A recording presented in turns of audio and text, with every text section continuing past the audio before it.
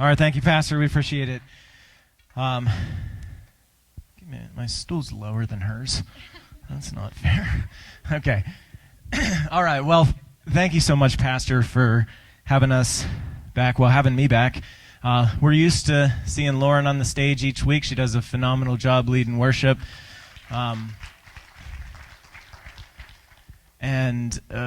What is it? A couple months ago, they finally put me in my rightful place on the stage, and let me speak one week in December, and was able to talk about mental health, and it's my honor to come back. And we had this idea of doing a message today about communication.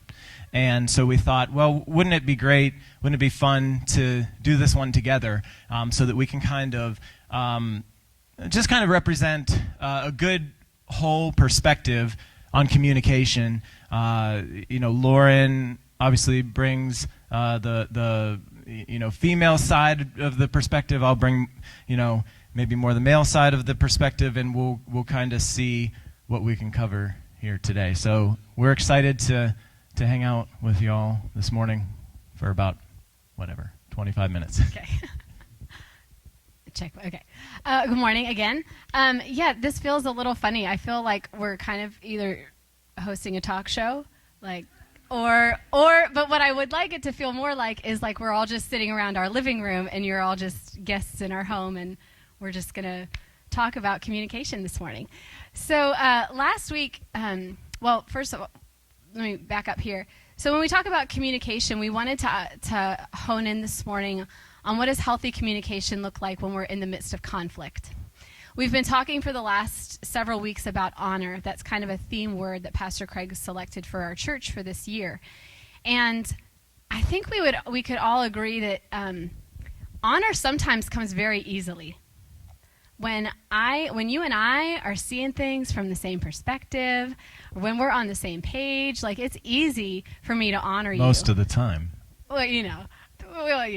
And so, as soon as we start to see things differently, and as soon as we start to have some disagreeing in the relationship, conflict can arise, and it can make it tricky to honor and to love. And we're going to use the words honor and love sort of interchangeably this morning. And so conflict is something that covers a really wide range of events, right? On one end, you've got conflict that looks like we're both hangry when church is over, and we can't decide on where we're going to go for lunch or what we're going to eat. And then on the other end of the spectrum of conflict, you've got, entire nations that go to war over conflict, over disagreeing over something. And then you've got the span of everything in between. And so I think it's fair to say that conflict is something that none of us are going to be able to avoid, right? Our humanity makes occasional relational conflict inevitable. And so at some point, hopefully not too frequently, hopefully it stays occasional, but at some point we're going to enter into some disagreeing or some conflict.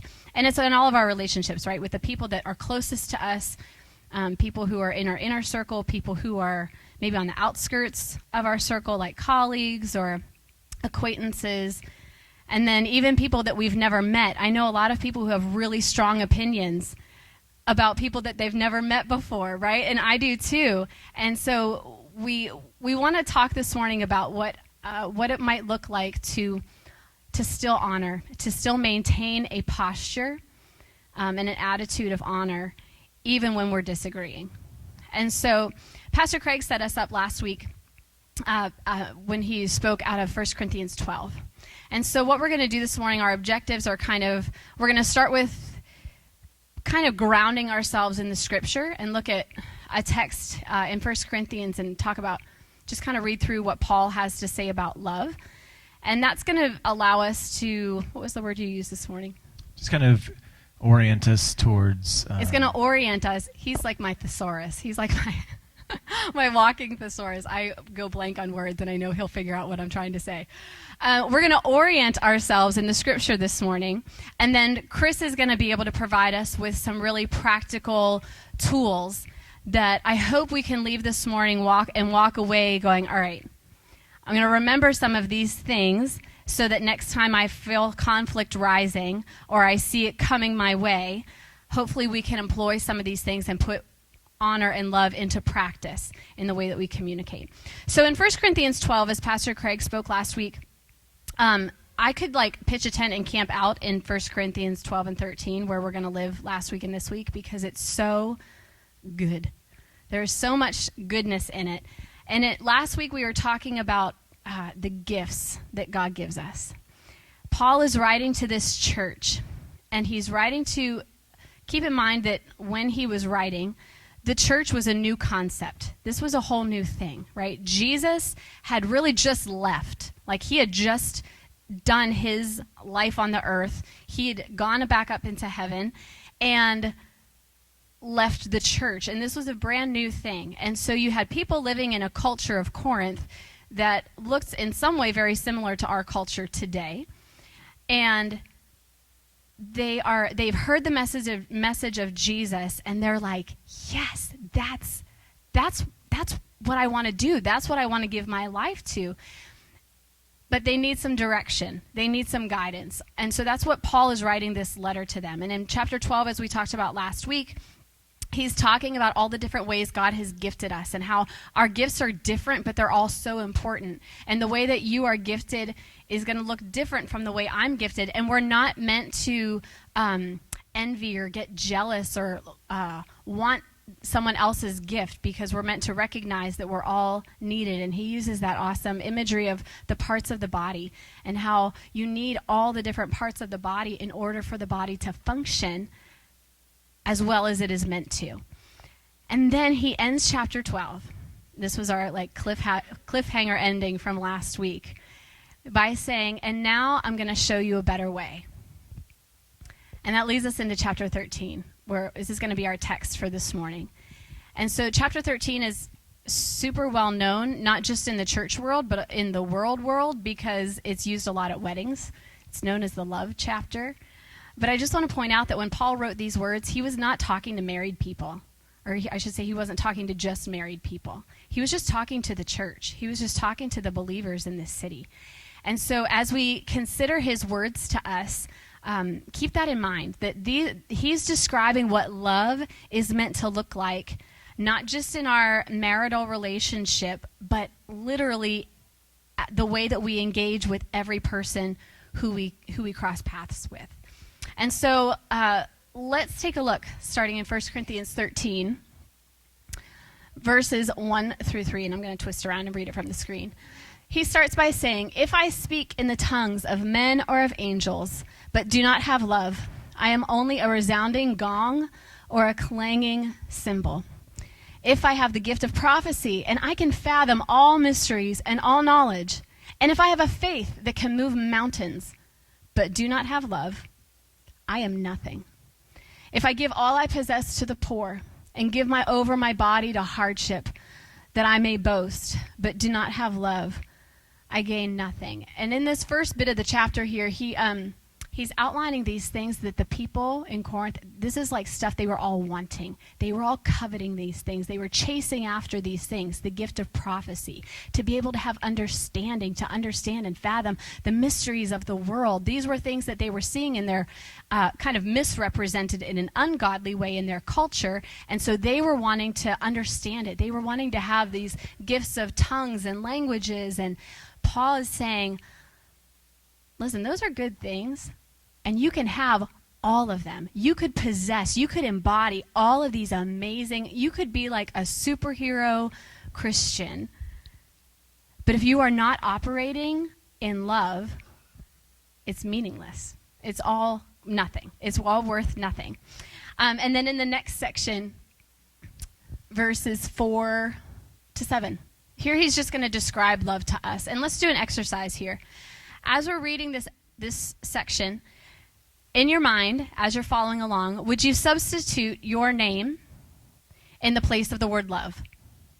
And so as we're reading and you're hearing love is patient, love is kind, would you hear, I am patient, Lauren. Lauren is patient. Would you see? And maybe run through a bit of some self-evaluation and see if there are any points that feel a bit painful. You're welcome to use my name if you... Oh, Chris is patient. Chris is kind. That's how we start our day every day. No, we don't. Love is patient. Love is kind. It does not envy. It does not boast. It is not proud. It does not dishonor others. So there's our honor word. It is not self-seeking. It is not easily angered. It keeps no record of wrongs. Love does not delight in evil, but rejoices with the truth. It always protects, always trusts, always hopes, always perseveres. And then moving on. Love never fails. And this word fails, it actually has this sense of like a falling down. Like love never falls down. Love never fails, but where there are prophecies, they will cease. Where there are tongues, they will be stilled. Where there is knowledge, it will pass away. Do you see how he's looping back around to earlier? He's mentioning these things, and he's reminding them, all those things are temporary, and it's not that you shouldn't strive for them, but those are temporary and like going to be like sand through your fingers. They're not going to last. And then he goes on to say, for we know in part, and we prophesy in part, but when completeness comes, what is in part disappears. This gives me a lot of peace because I hear Paul saying here, right now we know in part. Like, we don't have the full picture right now, and that's okay. Because there's a completeness that is coming. There's a fullness. There is a, this word completeness is actually the same word in the Greek that Jesus used on the cross. When he says, it is finished. That word finished and this sense of completeness is the same word. And so there's this idea that there's a complete something that is coming, but it's not here yet. When I was a child, I talked like a child. I thought like a child. I reasoned like a child. But when I became a man, I put the ways of childhood behind me. Again, it's that idea of we've got, like when we're kids, we've got part of the picture. We've got some of the pieces, but we don't have the whole picture yet. And our goal is that we're going to grow and we're going to see more and more of that picture come together. And then the last bit of the verse here. For now we see only a reflection as in a mirror. Then we shall see face to face. Now I know in part. Then I shall know fully, even as I am fully known. And now these three remain: faith, hope, and love. But the greatest of these is love. When he says, now these three remain, it's this sense of continuing. So he's like, here are the three, like if you missed everything I just said, he's like, here's the highlights: faith, hope, love. Remember those. Those are the three that remain. Those are the three that are going to abide forever, that are going to remain, that are going to continue on. But the most excellent, out of these three, you can go to the next slide, out of these three, the greatest is love. And when he says faith, he's talking about our convictions, or our belief. And when he says our hope, he's actually referencing our hope for eternal salvation. And when he uses the word love, it's that word agape love, and it means goodwill, benevolence, brotherly love. And so what I take Paul to mean here is that we can have all the right beliefs. We could even maybe have a good grasp of what our eternal hope looks like. And those are good. Those are important. But they're not the most important. The most important is just our love.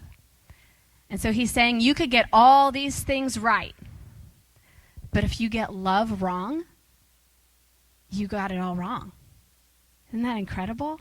Like so powerful. And so this is kind of our ground floor that we're going to work from now. We're going to talk through just a few ways. Chris is going to give us some practical help and advice in how we can grow, because we've all got some growing to do. I don't know about you, but I've yet to conquer how to always conflict well or disagree well in my relationships.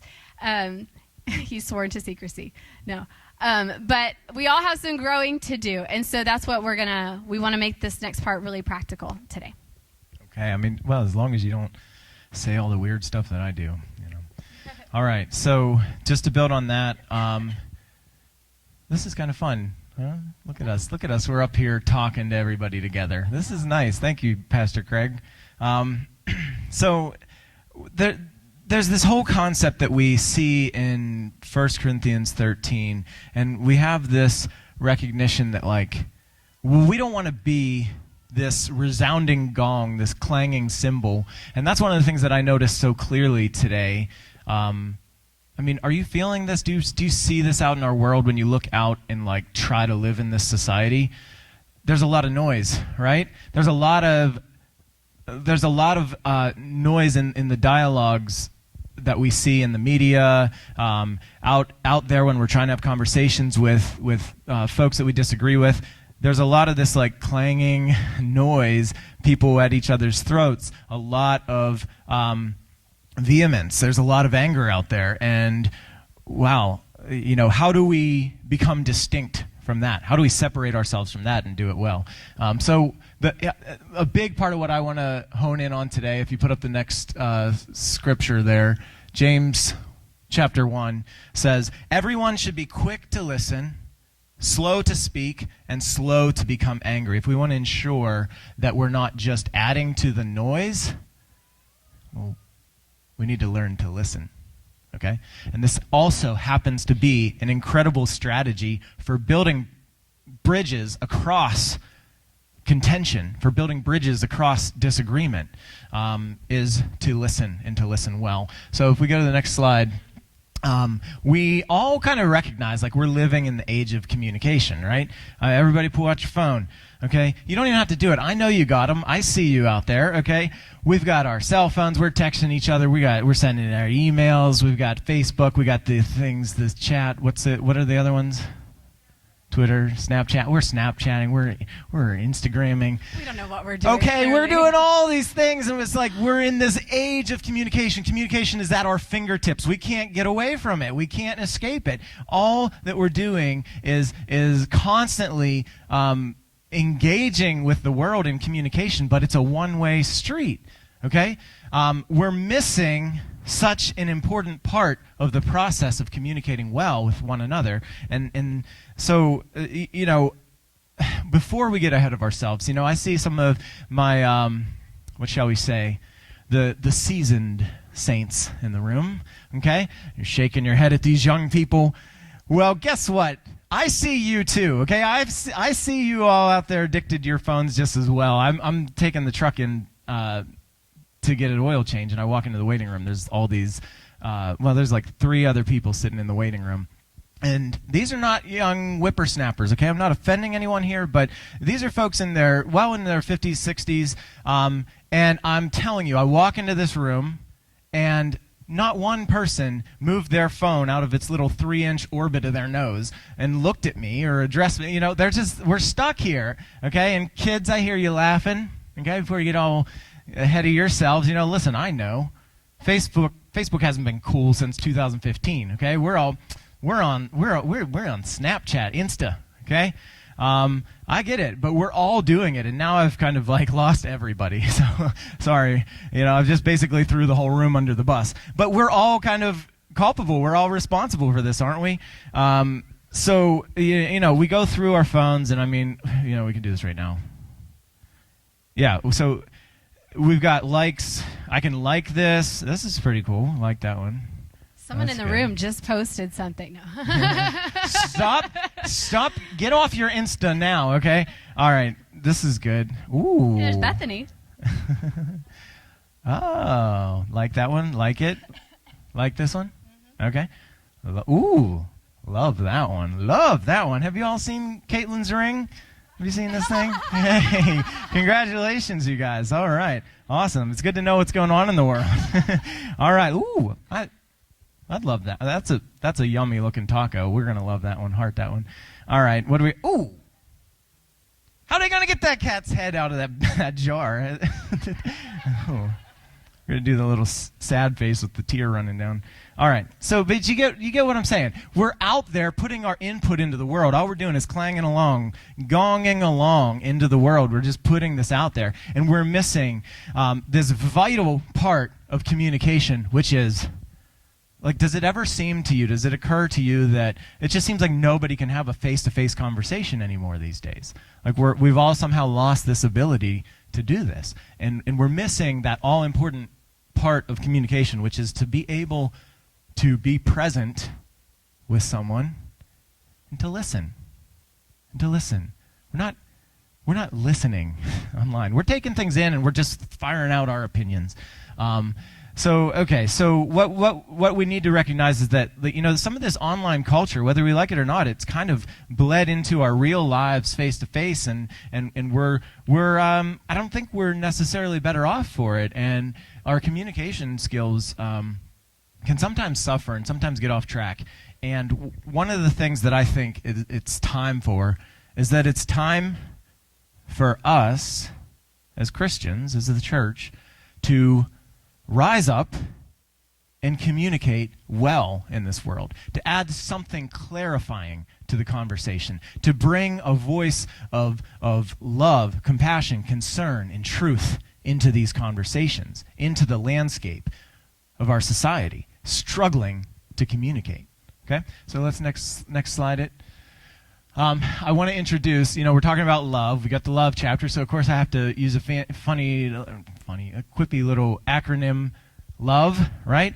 Our love today is going to stand for what I think is kind of the backbone of being able to communicate well, to be able to communicate well across our disagreements. And it can only ever start with me. Everybody point at yourself. That's where this has to start. Okay? We can always do this. What's that whole thing? You know, you point out, you got 3 more, what is it? Thumb, where's the thumb go? They're pointing back. There's a lot more fingers pointing back at you. That's the point, okay? All right. So, so the first thing on here is we need to learn to listen. And we need to learn to listen well. And of course, we all think that we're pretty good at this. Raise your hand if you're a good listener. Okay. All right. Some of you are so proud of yourselves. Okay. And then, like, half of you that didn't raise your hand, you didn't even hear me. So, okay. All right. But one of the things that we need to recognize is that if we're going to engage our world and try to resolve conflict, try to overcome the anger, the tension, the impatience, the backbiting, if we're going to try to overcome ourselves or overcome that, we need to look at ourselves. We need to be the ones that say, okay, everybody else can run around and make a mess of relationships and trying to communicate with each other, but not me. I'm going to stand up and I'm going to do this right. You know, Jesus tells us in Luke chapter 6, he says, if you love those who love you, what credit is that to you? Even sinners love those who love them. Okay? Has this occurred to you recently? If you love the people that already love you and are already kind to you, what does it say there? It's not in this text, but it's basically a big whoop-de-doo. Right? I'm not trying to be mean here, but that's really the reality of it. It's very easy. You know, if you've got someone as kind and selfless as Lauren, it's easy to show love. But some people like her are stuck with people like me, and they're like, oh my gosh, okay, all right, God, I better get some credit for this one. You know, we have to step up. We have to do better. It's our responsibility as the church. If we want to be Christ-like in this world, that's what the word Christian means. We want to be like Christ. We've got to step up and we've got to do better. We can't sit around and wait for the world to change this.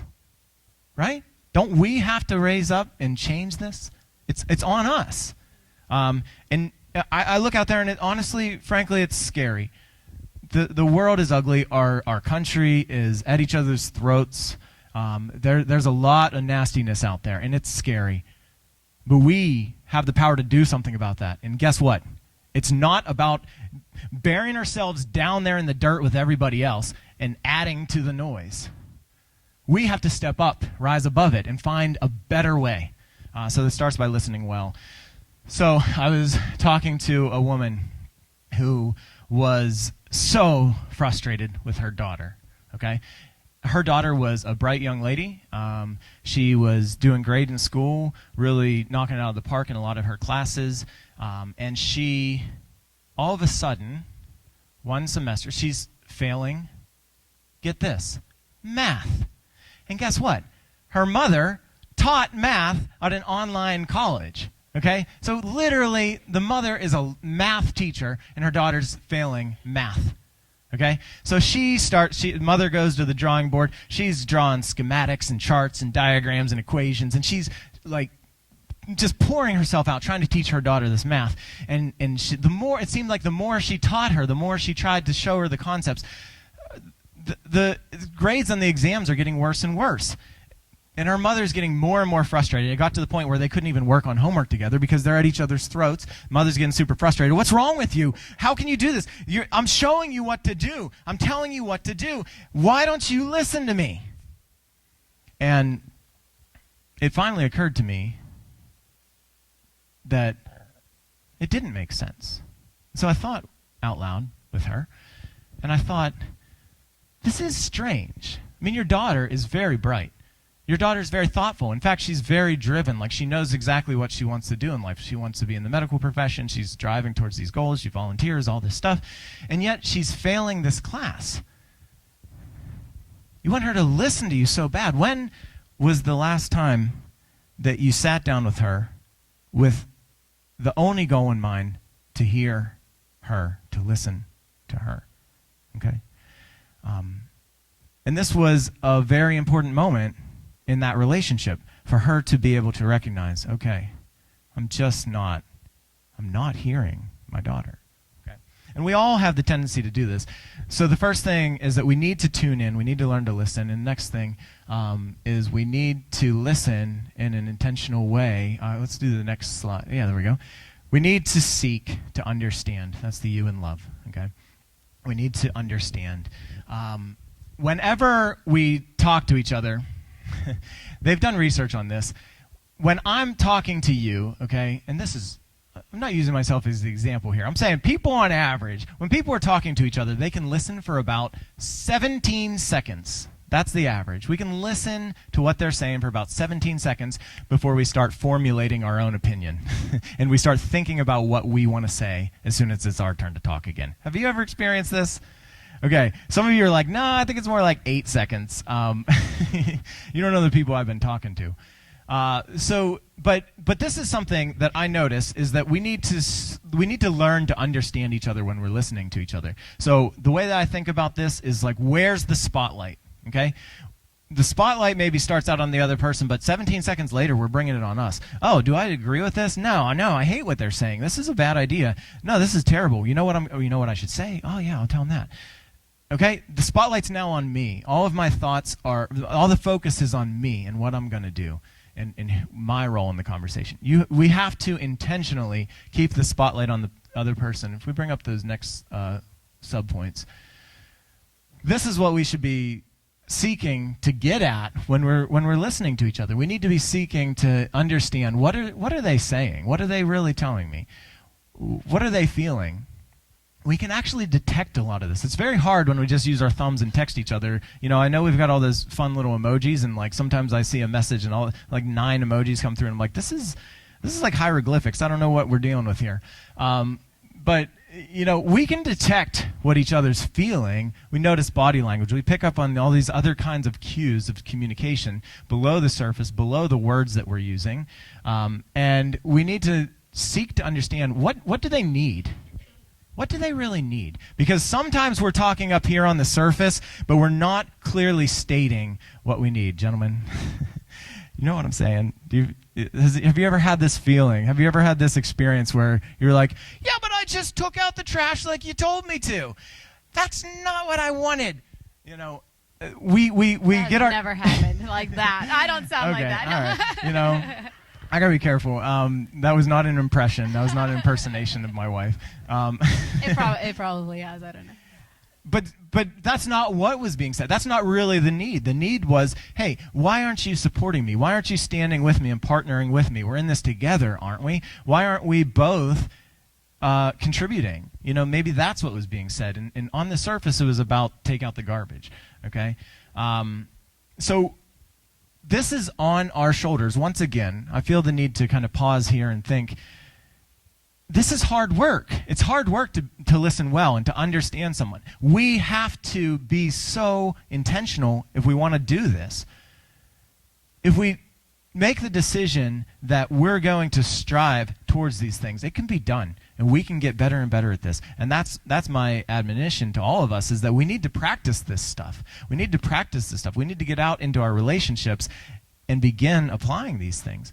So the last thing, we need to offer validation. Okay, so there's the V. Listen, understand, and validate. So returning back to this story of this mother and her daughter, she was able to listen, and she was able to understand where her daughter was coming from. And it turns out she was not lazy. She was not trying. She was not not paying attention. She was being bullied in that class. And so every time she sat down to take an exam, her anxiety was so through the roof that there was just no way she could focus on doing, like mathematics, you need an impeccable focus to be able to do that stuff well.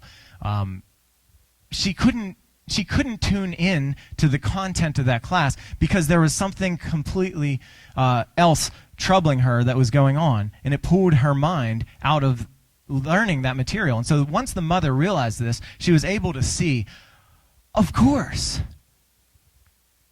you were struggling in math, okay? And if we can get to that, of course, hear me, that's where we need to get with people. If you find yourself getting frustrated with someone, if you find yourself at a standstill, you feel like you're talking to a brick wall, they're not picking up what you're putting down, okay? Got to keep the young people involved in this. Okay, I'm pretty cool, I think. If we find ourselves in that spot where it's like bam, bam, bam, like we're hitting that wall, trying to connect, and it's not happening. We're just our blood's boiling. We're frustrated. The thing we need to ask is, can I see the? Oh, of course. You know what? Of course, that's why you think that way. Of course. Of course, that's why you're feeling frustrated. Of course, that's why you're upset. I get it now. But we'll never get to that, of course, if we don't learn to listen, if we don't seek to understand the other person. And then we can arrive at that place where we can validate. Listen, I'm telling you, 9 times out of 10, maybe more, if you're in a disagreement with someone and you stop and you tune in, you double down, you really tune in to listening and trying to understand them, you're going to be able to find something in how they're feeling that you can understand. You're going to be able to find something in what they're saying that kind of clicks, that kind of makes some amount of sense if you get it from their perspective, and you can offer them that validation. Please see that. Like, that's something that you can offer them and be incredibly gracious. And guess what? If you get really good at this, and you get in the habit of doing that, you're going to find people soften and be so much more receptive to you. And they're going to want to listen to you. So if you want to be heard, listen well. Seek to understand and validate. And then we'll go on. Sometimes it's not going to work. And I'm wrapping this up. I just want to leave you with one more. I like acronyms, so I'm going to give you one more to go through. Can we get the next slide going? Maybe I'm out of place. Yeah. That's good. I like the win-win communicate. Let's keep going. Click it a couple times. Let's see where we're at. I just want to skip over some stuff for the sake of time. But okay, here we go. That's perfect. All right, so sometimes it doesn't always work. Sometimes we're not always able to build that bridge like we're trying to. And sometimes we get to a place in conversation, and when we're talking about what we need and our values, where we have to kind of shift and hold the line. Okay, sometimes we need to be a little bit more assertive in our communication. So we can make this error. We can get way too far over in the passive. Okay, I'm always saying yes to you. Yeah, I don't want to ruffle feathers. Oh, I can't say that to him. That's going to make him upset. I take such a passive approach. But that's I lose. You go ahead. You win. I'm losing. You win. Okay, I don't care. I don't care. I'll lose. You win. That's being too passive, and you're not getting your needs met. If we flip to the next one, we're all the way over there on aggressive. Okay, there's an alternative to that where we're too aggressive. We're too charging forward. Picture the steamroller, and we're demanding, you're going to treat me with respect. You're going to hear what I have to say. Oh, no, young man, you're going to listen to me. And we can get a little too aggressive with our tone, and then guess what that turns into? I win. I'll be the winner here today. I'm going to win this one, but you lose. Sorry about your luck, okay? And that's not how we're called to live in this world. That's not who we are. Is that the way of Christ? I don't think so, okay? So there is a better way. There's a higher way. If we go to the next slide. I figure if I do this hand motion enough, but he can't even see me. Thank you, Chris Fox. You're a good man. There is a middle way, and it's assertive communication. If we click again, this is the way that I think about assertive communication. You can go ahead and bring them all up. If you click the button a few more times. This is the way that I think about finding this middle way. And if you can take this away, this will be worth just kind of wrapping up on this idea. I always think about hard, okay? So honest, appropriate, respectful, and direct. If I'm being very honest, and you go down to the D, I'm being honest and direct, okay? I'm saying what I really think. I'm being genuine and telling you what I think and where I'm at and what I need. I'm saying it precisely and concisely. But if that's all I'm doing, I'm going to be way too aggressive, right? Those things are good, but if that's all I'm doing, I'm going to come across as aggressive, and now we're in the I win, you lose. But if I add in appropriateness, respectfulness, I'm going to take into consideration timing. Is now the right time to talk about this? Is now the right time to bring up these really tough things to talk about? We can get a read on each other, body language, tone of voice. I don't want to be yelling. I don't want to be so soft and gentle that I'm getting too passive. If I'm just appropriate and respectful, then I'm far too passive in my communication, right? I'm not actually getting my needs met. I'm not actually representing my values, okay? But if we get a good blending of all four, if we appropriately, respectfully, honestly, directly, if we can bring all four of these components to the table, we can find that higher way. We can find that higher path that God has called us to be able to communicate well. We're able to represent, here's where I'm at, here's what I need, here's my values, but we're also taking into consideration the other person's feelings. There's someone else on the receiving end, and I don't want to push them away. I don't want to sever the relationship. I want to take into consideration respectfulness, appropriateness, and I want to do all these things simultaneously. Okay, this is the higher way that we're called to. So that's kind of the way that I think about it, is looking for the win-win by communicating assertively with the HARD acronym. Okay, so I guess just to kind of summarize the way that I think about communicating well is just back to remember the love thing. Listen, understand, validate. If we're offering those things first and foremost, how can you be defensive against that? How can you be angry against that? How can you really be contentious when I'm offering you a good listening ear and seeking to understand and validate where you're coming from? And then if I know that I need to represent what I really believe, that I need to represent what I really need, I can do that, and I can do that well as long as I strive for the appropriate balance there with these components. So that's good. I just want to kind of, as we close this morning, I want to bring a story to you and put a picture in your mind. Chris, you can put up the next scripture verse here. This is John 13. Jesus is talking, and he says, "A new command I give you. Love one another. As I have loved you, so you must love one another. By this, everyone will know you are my disciples, if you love one another." And I don't know about you, but that's a verse that I've heard for years and years, and it sounds like Jesus. It makes sense. But I want to paint the picture for the context in which he told this to his disciples. this is the story where they're in a room together, Jesus and the 12. And I just want you to like picture it in your mind, or imagine if you were in the room and you were watching this happen. Jesus and the 12 are there, and this is where he takes the towel and he begins to wash their feet. And he says very clearly to them, what I'm showing you right now, this is an example of how you're supposed to be toward one another. You're meant to serve one another. If you want to be great, you need to take the role of the servant and serve one another. And so there's this beautiful image, right? This beautiful picture of Jesus washing his disciples' feet. And when he finishes, they sit down to have a meal together. And as they're sitting at the table, he says a few things that did not make sense to the disciples. He says a few things about how he's about to leave.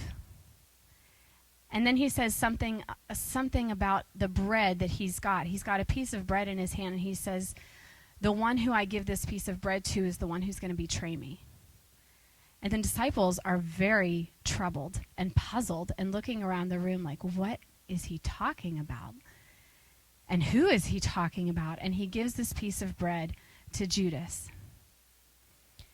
And something I love about Jesus, and I find this like the older I get and the more years I try to follow Jesus, the more what I find compelling about him is I realize that the things that I experience, the things that you experience in your life, he has actually already also encountered.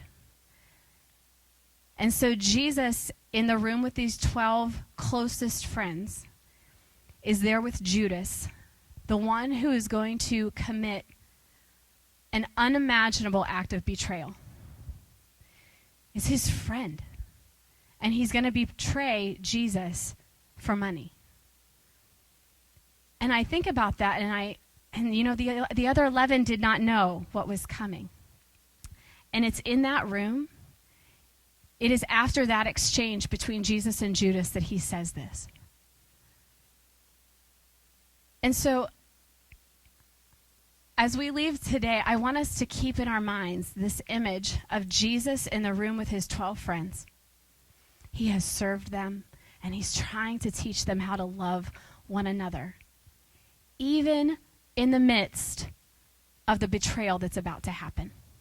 And it's going to devastate them. It's going to break their hearts. It's literally going to send Jesus to the cross. And it is with that in mind that Jesus says to them, you have to love one another. Like, almost like I hear him saying, if it is all you do, if it's the only thing you do, you have to love one another. And this is how the rest of the world is going to know that you're my disciples. And so I want us to just take a moment where we're going to say goodbye to each other in just 1 minute here. But can we just close our eyes? And maybe with that image in your mind, and if you can allow yourself to feel that sense of heaviness that Jesus knew was coming. The thing that he knew he was about to walk into in a matter of days, in enduring Judas' betrayal and enduring the cross. I mean, what a picture of sacrificial love. And yet the one thing in that setting that he wanted to tell his disciples was to love one another. So God, in this moment, I am thankful, Jesus, that you know what it is like to be hurt. God, you know what it feels like to be in conflict. You know what betrayal feels like. You know what loss feels like. And so, Lord, I want to ask God for my friends in this room, just like you were in the room there with your 12, Lord. Our friends here in this room, Jesus, may we hear your voice telling us to love one another. Even if we're faced with betrayal, even if we're faced with disappointment, even if we are faced with the thing that we didn't want to happen. God, would you help us to love one another? Help us to grow. We love you, Jesus, and we are grateful for your truth, and we celebrate your victory. I thank you that you did not stay in the grave, but Jesus, you rose and you conquered in a way that we are still trying to understand and we are still trying to get a hold of and walk in line with. Lord, we are grateful, and we leave this house this morning just as a grateful people, a people who are blessed. We love you, Jesus. Would you go now with my friends? Bring us back together next Sunday. We love you. In your holy name we pray. Everybody said, amen. Amen. We love you all. Thank you for being here with us this morning.